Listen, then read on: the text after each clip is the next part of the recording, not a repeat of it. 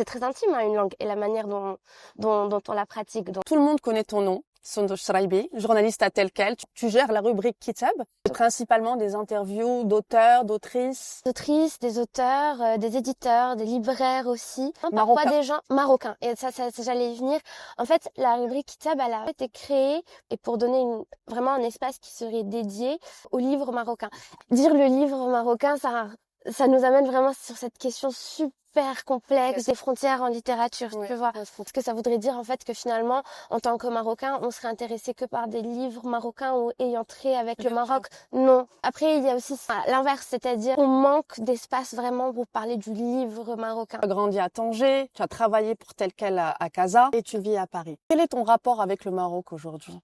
Déjà, il est là tout le temps et un peu partout, ne serait-ce que par la nature de mon travail. Je vis à Paris, mais j'écris sur le Maroc constamment. Le journalisme, c'est le réel. Donc en fait, la nature du métier, en fait, te garde constamment en lien avec le pays et avec son actualité. Je pense que c'est pas tout à fait la même chose que, par exemple, écrire un roman depuis l'étranger. Quand tu écris un roman, il y a un grand espace qui est très large, qui est celui de la fiction, de ton imagination qui s'installe, tu fantasmes des choses. Le journalisme, c'est pas la même chose. C'est-à-dire qu'il y a quand même quelque chose qui reste très concret. Parfois, j'ai même l'impression de vivre à deux vitesses, à être physiquement dans un endroit et à voir vraiment tout mon cerveau, toutes mes préoccupations, toutes mes responsabilités qui sont tournées vers